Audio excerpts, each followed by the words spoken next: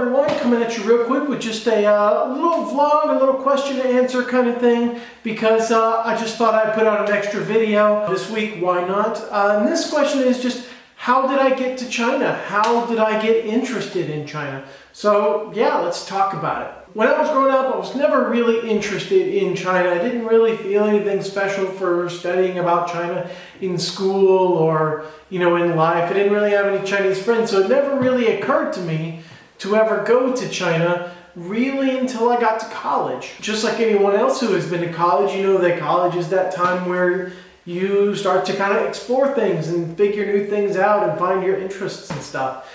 And I was no exception. I was in this class with a professor of mine that I had to take. And this was a survey of world civilizations course, because at school I was a history major, so that was just one of the many classes that I had to take.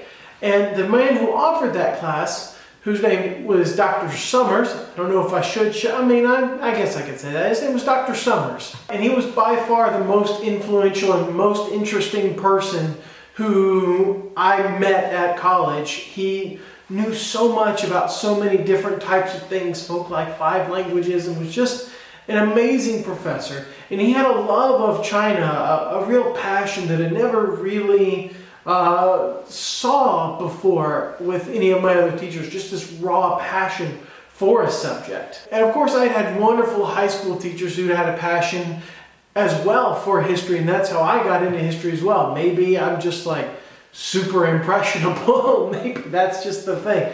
I'm super impressionable because that's what happened, So of course, as I'm going along in my studies, I take more and more classes that are China related. I took history of modern China, another civilizations class, which was a lot of China stuff. And I actually ended up taking a class on Chinese language just so I could learn how to pronounce the things that I was studying in my other China classes. Now, I learned virtually nothing in those Chinese classes aside from learning how to pronounce the pinyin of Chinese. I'll do a video about Chinese later. As someone who studies history and thinks that history is important, I found Chinese history terribly fascinating because there's just so much more to learn. There's so much that's different from the history that I kind of had learned up to that point because of all the dynasties, the different cultures, of course the language difference was something.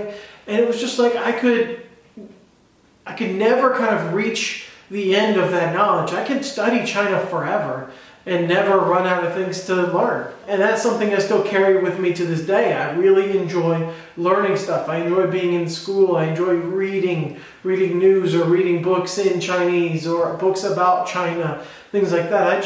I love it. So it really comes down to college and just kind of going with what I thought was interesting. Going from that world civilizations class to a Chinese language class, and then a political history of China class, a modern China class, traditional China class, and China this, China that, and China everything. And then eventually I decided to study abroad.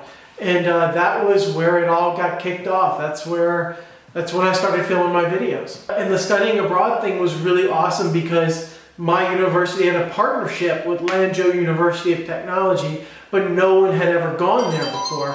I was actually the first foreign student that university ever had.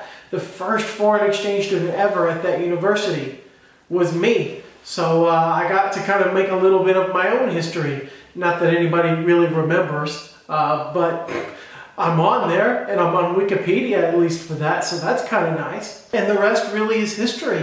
I came in 2011, I stayed for a while, I left for a little while, and then I came back and been making videos the whole time. I'm still here, I'm still doing my thing, and I love it. I love it, and I hope that you all continue to watch me and continue to ask me questions about China, and I hope I can continue to show you a little bit more about China. This is just a little bit of my personal story. So yeah, I guess that's about it. So you want to see you next time.